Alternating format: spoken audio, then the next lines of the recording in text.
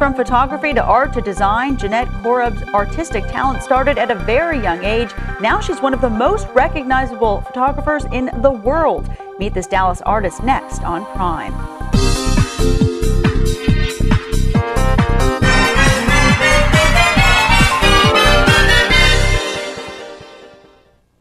Hi everyone, I'm Amy Jones. Welcome to Prime. Jeanette Korab is well known for her photography and her artwork, and we're so pleased to have her joining us here today. Jeanette, welcome. Thank you, Amy. Now you started with your artwork very early. How did it all begin?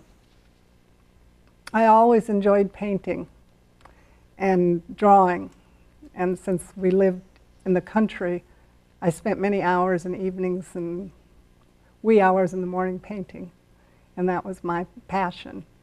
And when I was 9 years old, my brother brought a camera for me when he returned from the service.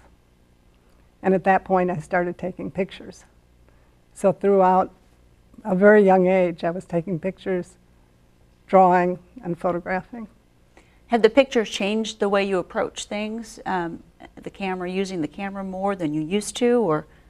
Not really. I just became more knowledgeable in my field, but I always enjoyed fashion. Kids always enjoyed dressing up and taking pictures. Yeah, and you have one of your pieces here, which is beautiful. Tell me a little bit about this, this beautiful piece in the frame, which I just love the frame too. Well, thank you. I'm glad you like the frame, because I think the frame completes every picture, and it does my pictures before I show them.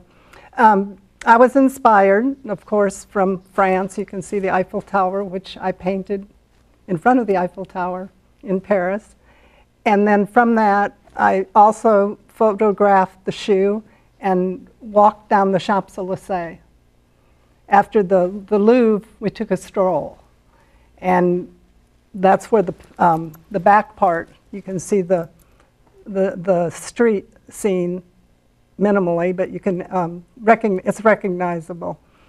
And my favorite part of the city was its fashion. So that kind of started my trip, the Eiffel Tower and the shoe in the storefront window, and also the Champs-Élysées, and then the designers, Chanel and Louis Vuitton, and all of the famous. Yes, the ones we all love, right? The ones we all love. What's it like being on location, sitting there in front of something so famous and trying to capture that image?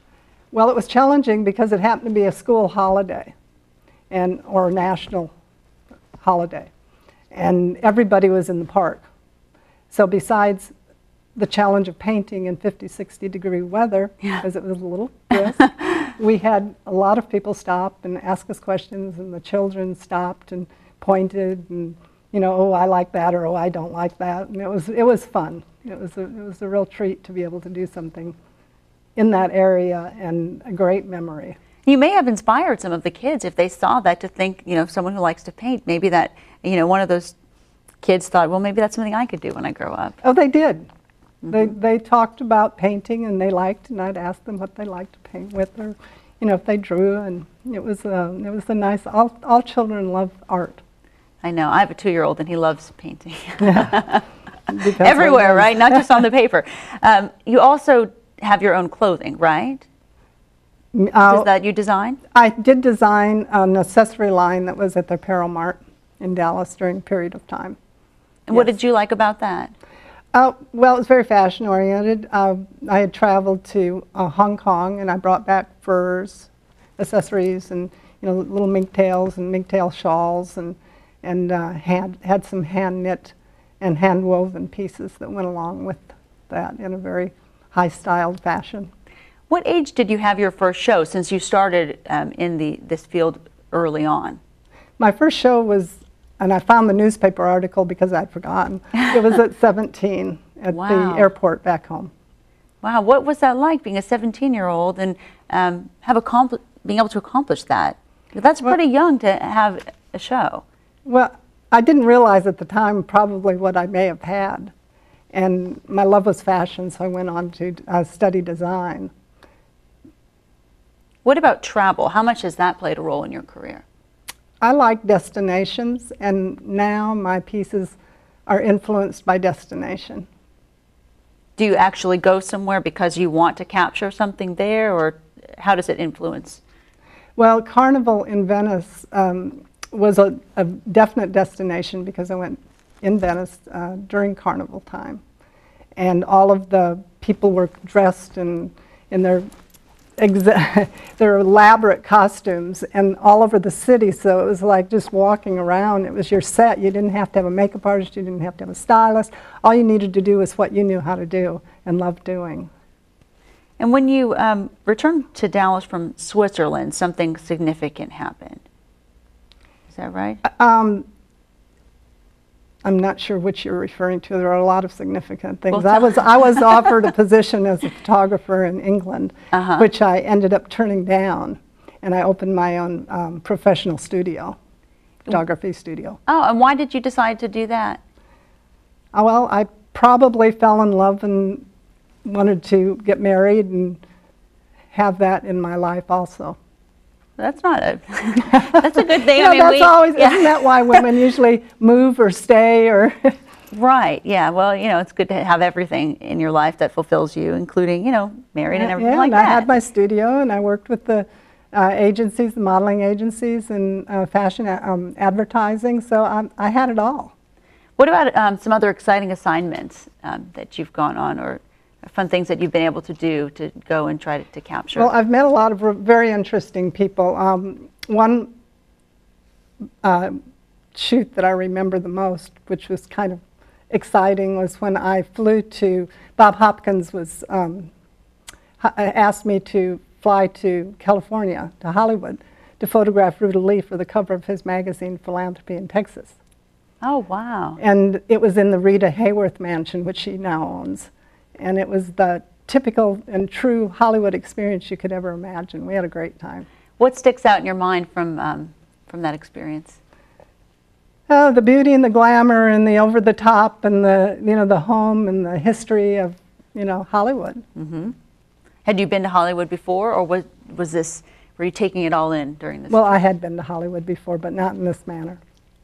And after taking some time off to raise your daughter, you're creating a lot of your, putting your works into a new show, right? Tell us a little bit about that. Well, the show that I have that is still up at Shortell Design is focused on Carnival di Venezia, and it's my carnival scenes. I have 15 major pieces that are in my book that are on display. Well, more than that are on display, and part of those are in a gallery in Scottsdale.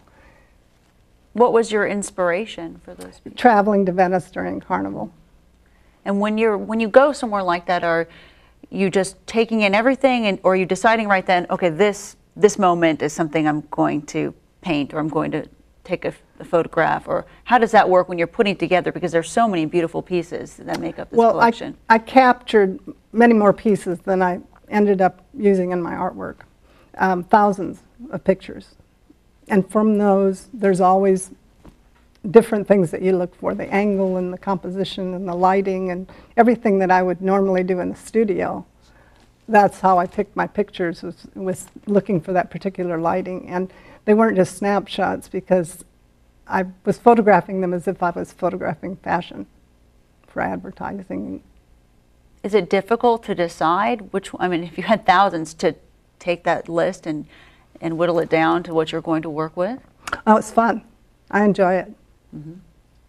Is it immediate?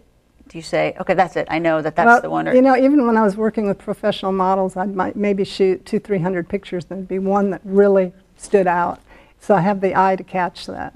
And I always look for that. And if I don't feel that, I usually don't use that as my inspiration. Do you have any favorites from this collection? When you do a large number of pieces, this one is my favorite. Do you like all of them equally? No, or? You know, I get through with each one, and sometimes I put them back for a while, and I go, oh, I'll never finish that one. I'm not sure that it'll ever, you know, turn into what I love. And then by the time I finish it 2-3 months later, I'm going, oh, I kind of like this piece now. But one of my favorite is Red Rhapsody, which is the hat with the red feathers. And why is that one your favorite? Oh, I like the color red. It's very passionate. A lot of your pieces that have bright colors, like I saw the pink in there, and it just makes it look really nice with all the colors you. added to it. And sometimes you put different things, like here we're seeing that you're focusing on fashion. Do you try to send a message with your art? You would probably get a message from me from it.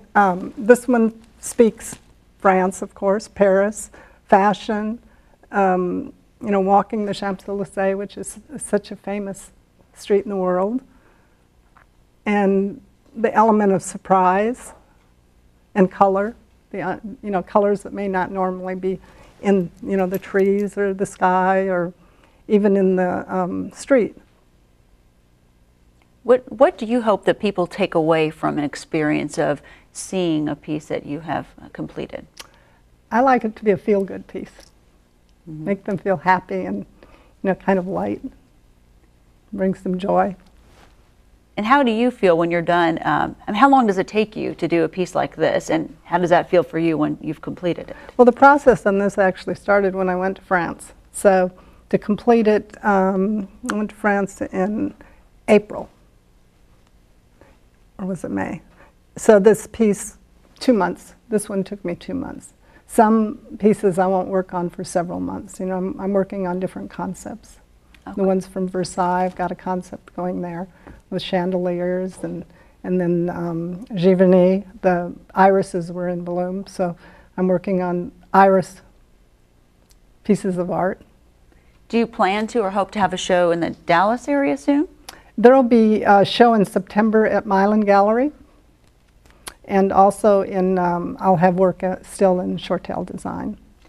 Okay. How do you choose where you're going to have a show? How do you choose? Do you have in Arizona or different places? Do you how do you decide where you're going to have a show, or do you get invited to have it? Well, I was invited for those, and also I do know different areas where I feel comfortable. Okay. So I'll probably have some small shows here also. What would you say to aspiring artists? I'll just do it. It's not what it necessarily looks like, it's how it makes you feel. You know, whether that's in the painting or the result, it's a process. And some people may think it's pie in the sky to follow a dream like that, but I mean, you're proof that if you follow your heart, you can be successful. Well, you need to follow your heart, and if you don't have a passion, it usually shows. Okay, thank you so much for joining us today, and you can see more of Jeanette's incredible work by going to her website. It's JKorab.com, and keep up with Prime on our website, on primetv.com. You can also follow us on Facebook, Twitter, and YouTube. We'll be right back.